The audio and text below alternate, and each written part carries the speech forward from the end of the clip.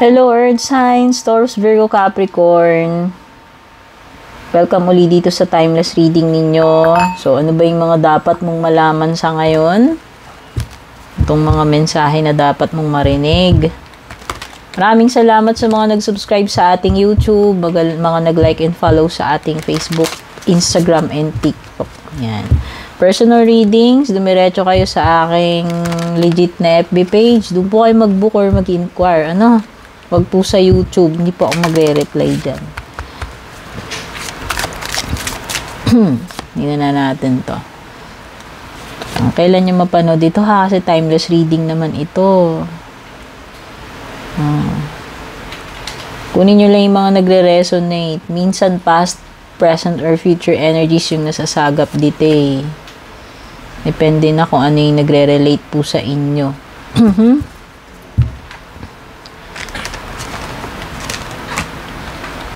Ask for help. Ooh, okay. Inner child. Okay. Sabi dito, i-nurture mo daw yung inner child mo. Pwedeng kailangan nyo ng playtime or kailangan nyo ng, ano ba yun, yung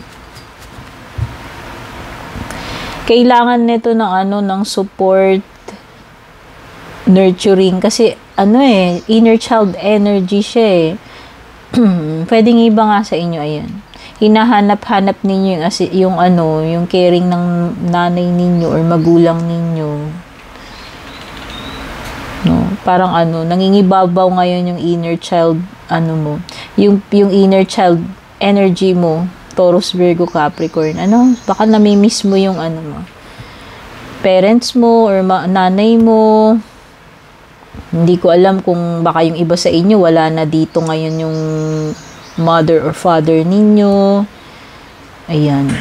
Tapos naaalala niyo yung mga time na kapiling nyo pa sila, kung gaano nila kayo alagaan, suportahan, yung minsan kahit hindi ka magsabi, alam kagad ng nanay at tatay mo yung pangangailangan mo.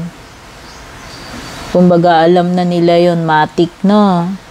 Nade-detect nila, syempre anak nila kayo eh. So pwedeng yan yung iba, nami-miss ninyo yung parents ninyo, mother or father, na hindi nyo nakasama ngayon. Living man yan or hindi na. Okay? Pwedeng yung iba sa inyo dito, kailangan nyo ng tulong, pwedeng divine intervention, no? So, ask for help daw. Pag kailangan mo ng tulong, guidance, magdasal ka, no? Kung ano man yung way na nagwo-work para sa iyo, kung prayers, ayan. Ask help ko sa iyong angels. Pwedeng iba talaga nangangailangan ng tulong, Pero nandiyan naman yung mga anghel nakagabay sa inyo. Hindi naman kayo niyang pababayaan na mapahamak. For sure, no? Ask for protection, help, or guidance. Light. Uy, ito naman. Kaliwanagan. Okay. So, pwedeng merong kang matutuklasan ngayong araw na to, Taurus, Virgo, Capricorn, or mabibigyan ka ng kaliwanagan tungkol sa isang sitwasyon or issue, kung ano man ito, na kailangan ng kaliwanagan. Kung naghahanap kayo ng clarity, kaliwanagan tungkol sa isang bagay, sitwasyon, ito na yon, light. Yung iba, kung naghahanap kayo ng answer or yung truth, gusto nyong malaman, ito rin yun. Okay? Merong mag-shed ng light about a situation. May mga parts na ma-expose kung dating mystery, kung dating hindi mo alam, question mark, ayun.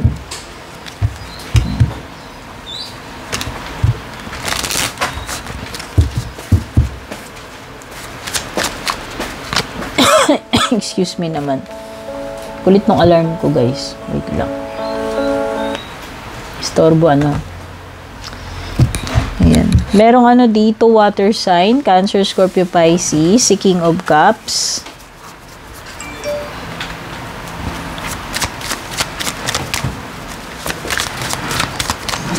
Mhm. Okay. Kasi may binabanggit dito about inner child energy. Baka naman kasi yung iba sa inyo, lately, nagiging childish or immature kayo. No? Parang sinasuggest ni King of Cups dito, aba, mukhang kailangan mong magpaka-mature emotionally dito sa kakaharapin mong situation. Yun, nafe-feel ko. Okay? Baka sumusobra yung inner child ninyo. Yun, di ba sabi ko ngayon yung dominant ngayon, yun yung nagmamanifest sa inyo ngayon. Kaya baka nasusobrahan. Sabi dito, try to become emotionally matured. O, di ba? Yan. Pwedeng you are dealing with Cancer, Scorpio, Pisces. Alam ko na, hindi ko lang alam kung ikaw tong tinutukoy dito or merong mga tao dito or specific person related sa'yo na ano. Parang instead na tumayo siya sa sarili niya, alam mo yung parang nakadepende siya sa magulang niya. Oo. Parang hindi nagmamature or nasanay kasi siya na ganun, yung pampered at saka lagi siyang tinutulungan. Parang na baby yan, in short. So, kung sino man ito, whether ikaw yan or may nakakadil kang person ngayon na ganyan, anak mo man yan, kapatid, jowa mo, asawa mo, basta meron ditong ganun eh. Parang takot siyang mag-take ng risk. Takot siya mag-fail. Ayaw niyang sumubok. Para siyang isip bata. Okay? Takot tong mahirapan. Takot siyang mahirapan. May pagka-dependent energy, childish or immature. Yung iba pa pwedeng asawa ninyo. Okay? Yung iba pwedeng asawa ninyo yan. Oo, tsaka isa pa napipick up ko dito, parang hindi siya makapag-decide sa sarili niya. Lagi siyang nagtatanong, ano ba yung gagawin niya? Kailangan niya pang itanong kay ganito, kay ganyan. Alam mo yon, yung mga simpleng bagay lang ng pagiging matured, pagiging adult, no? Parang wala siyang sariling decision, disposition, judgment. Kasi lagi siyang yan, nagtatanong, kinukonsulta niya pa kay ganito yung gagawin niya. Diba? Yung wala siyang,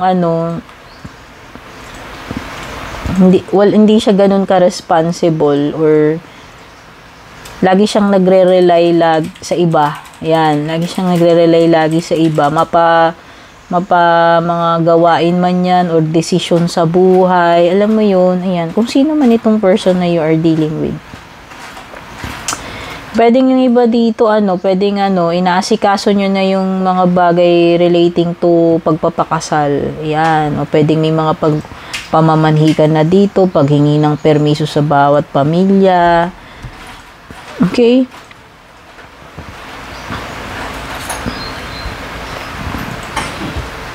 Okay, pwedeng iba may mga kayo dito. Hindi ko alam kung balak nyo mag-aral. O, parang nakikita ko gusto nyo pang dagdagan yung inaral ninyo. O, yung iba dito pwedeng graduate na kayo pero gusto nyo pang mag-PhD, ganyan-ganyan. Meron ako nafe-feel na gano'n na parang may mga bagay dito na matututunan. Pwedeng may mga matututunan ka pa or literal na mag-aaral.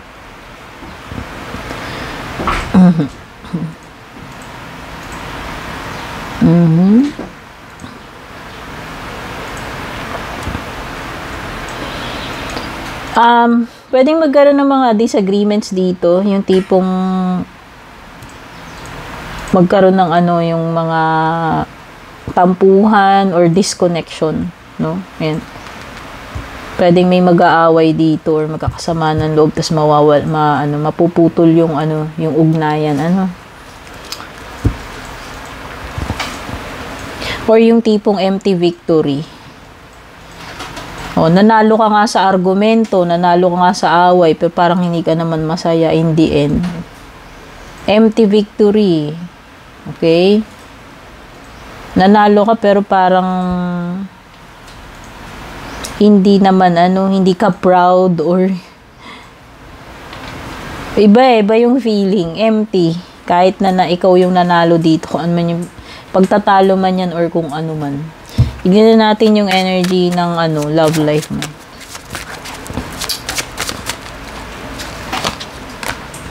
Ay, commitment na. O, diba sabi ko, I want you to be a part of my future. Sabi ko nga, parang may proposal na dito or preparations pagdating sa pagpapakasal o paghingi ng permiso sa bawat pamilya, pamamanhikan. Parang ina-arrange na yung kasal dito. Ayan o, pwedeng engagement or pagpapakasal na yan. Pang lifetime commitment. O yan. Papasok kayo sa commitment, yung iba rito. May mga shadow side tong person mo. Sabi ko sa iyo parang siya yung nade-detect ko dito. Pwedeng si jowa mo. Yung may pagka-childish dito, inner child. Yung sabi, yung mga dinidescribe ko kanina parang may pagka-immature, tsaka may pagka-dependent. Ayan. Baka magka-problema ka dyan in the future. No, hindi naman sa ini-spoil ko yung etong ninyo. Hindi ko naman jinx, pero yun lang yung nakikita ko sa cards. Okay, Taurus, Virgo, Capricorn. Kung nagustuhan mo, don't forget to like and share. Kita-kits, babush!